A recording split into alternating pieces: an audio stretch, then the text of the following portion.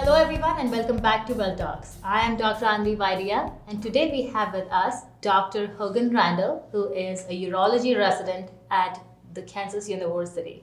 So welcome Dr. Randall. Let's start with telling us more about you. Why don't you tell us more about you? Yeah, so I'm 27. I was born in Gainesville, Florida, and then moved to Lawrence, Kansas, where my dad is an orthopedic surgeon. I actually grew up south of Lawrence on a cattle ranch. We had 120 acres and about 20 head of cattle. And then I have two younger brothers, and neither of them are doctors. I'm the only one other than my dad in the family. And then I just got married this summer. Oh wow, congratulations on your marriage. Thank you. So you decided to become a doctor. Was your dad your idol? Yeah, he was definitely a big influence, and kind of just throughout my life, I was always interested in becoming a doctor. I guess while I lived on the ranch, I wanted to be like a large animal veterinarian, but it's somewhat similar to a doctor for animals. True. And then in college, I kind of found my way to the human side of medicine and decided to be a doctor. Wow, that's wonderful. And then where did you go to school, like med school? Medical school was in Northwestern, Chicago. Chicago, okay, okay. Do you want to tell us a little bit about your journey to medical school? Did you have to, or did you shadow people, and how you chose medicine to be the route that you wanted to go for? Yeah, so in undergrad, I was actually a Spanish major, and then I also played football. So I didn't have too many opportunities outside of football. It took up a ton of my time, right? To really shadow. But in the summers, I worked as a file clerk in my dad's orthopedic office. So nice. I was doing medical records and all sorts of stuff, and I had a few shadowing experiences through that. It was really beneficial. Wow. Okay. So let's talk a little bit about your journey. What was it applying to schools? How difficult is it to get into the school of your choice, or is it difficult? Things like that. Yeah, it's extremely competitive. I think for any med school, kind of across the country, I basically took a ton of science courses along with my Spanish major in undergrad. And a lot of med schools are looking for, high GPAs. What's your GPA within those, science courses, organic chemistry, physics, other chemistry, biology, et cetera. And then, beyond that, I think they're also usually looking for volunteer opportunities you've done, leadership roles you've had, all sorts of things kind of for a well-rounded applicant. So you really have to be training to get into medical school the entire time that you are in school. So, yeah. And honestly, for me, I wanted to go to med school. It was kind of always in the back of my mind throughout undergrad, but it actually wasn't until my last 2 years of medical school, or of undergrad, that I decided to go to medical school. Okay. And so, you just kind of, as long as you're, doing leadership opportunities and volunteering, it doesn't have to be medically related. Okay. I wouldn't say. Are there any specific courses you have to take during your high school? During high school, no, but during undergrad, yes. Okay, so you talked about you being a football player. Does that play a role in making your resume strong when you apply to certain schools? For medical school, it definitely does. Okay. If you do any sort of collegiate athletics, I think there's been studies actually that have shown those applicants are more successful as medical students and go on to, do better residencies and things like that. So a lot of places are actually really valuing applicants who have that background. Wonderful. That's great to know. Then and then when you were in med school, we understand you wanting to become a surgeon coming from your dad and you shadowing him.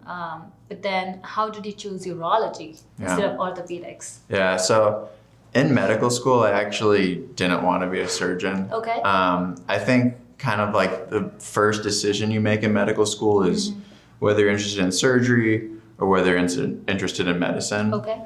And for me, it was always having people tell me, oh my gosh, like you're going to be just like your dad, you're going to be an awesome surgeon and all that sort of thing. But that sort of made me say, no, I want to go my own route. I want to, you know, do something totally different. I was thinking maybe psychiatry or something completely the opposite of surgery. But urology was my very first rotation as a third-year medical student when you start doing your clinical rotations. Right.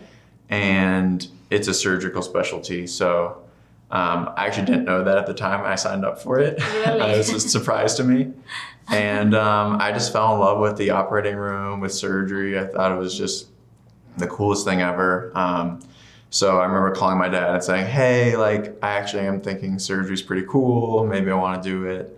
And then, you know, he encouraged me to try like all the surgical specialties. So I did as many rotations as I could in different surgical specialties, but I always just came back to urology. Wow. I think the urologists tend to be a little goofy, down to earth, kind of weird, fun sense of humor.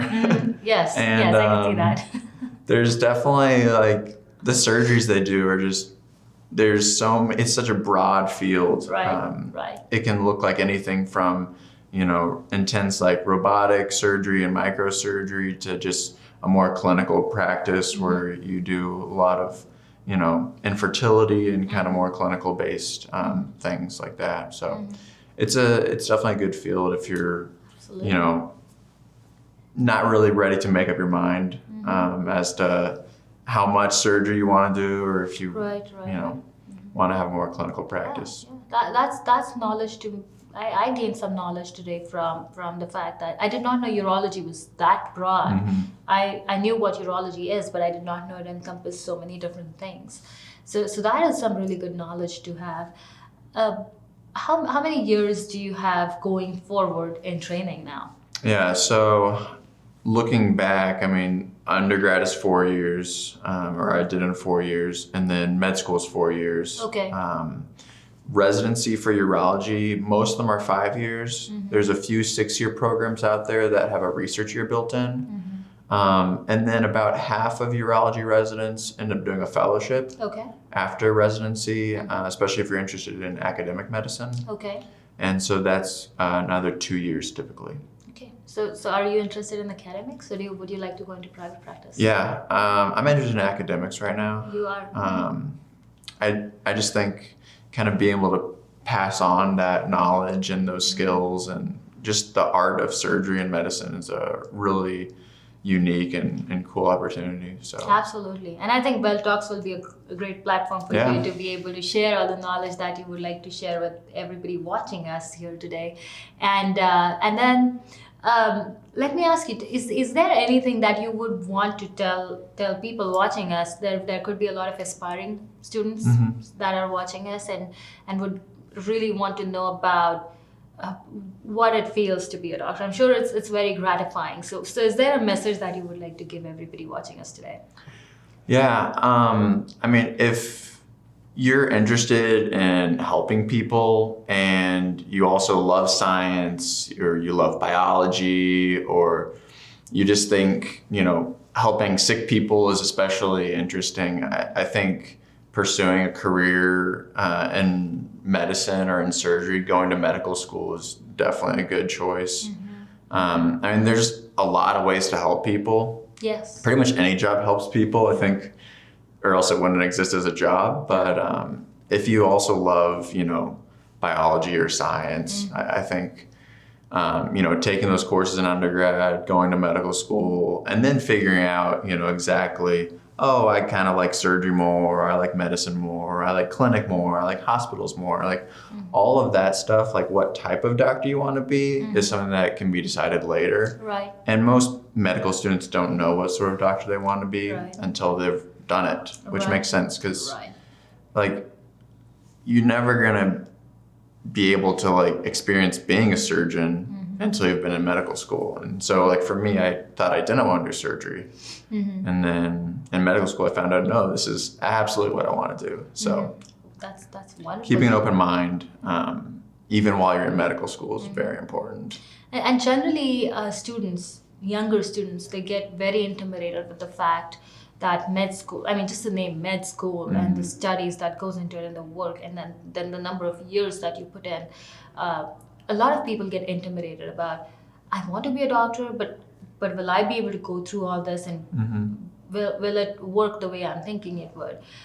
Would you like to say something about that? Like, if you have the right passion and the right tools, is it possible for any student to go ahead and become a doctor or a med student? I mean, if anyone really has that passion and wants to do it, absolutely. It definitely requires a lot of, studying and a lot of nights where, your friends are going out and you're just going to stay home and study because that's what you're passionate about. Right. But I think one thing that maybe people don't realize is there are a lot of other cool and interesting jobs that are similar to being a doctor. My wife is a physician assistant, actually, and both physician assistants and nurse practitioners can, have practices and careers that look very similar. They're taking care of patients, they're, clinically making decisions and treating people. And it only requires usually 2 years for PAs, for physician assistants after college. I think the nurse practitioner route looks different, but it's similar where it's, not like my route where I'm doing 4 years of medical school, then 5 years of residency, then 2 years of fellowship, and doing, I guess, ultimately 11 years after college. It's just a 2-year school, and then you can go on and do a very similar job. So there are other routes that are out there. Absolutely. And we are so grateful to all the providers and people that are wanting to get into the healthcare industry to provide care. We are just grateful to everybody that does that. So, and today I would really like to thank Dr. Hogan Randall for taking the time to talk with us today and give all this wonderful information to all those people who are interested in this kind of information. So thank you very much, and good luck with everything in future. Yeah, thank you for having me on. Thank you.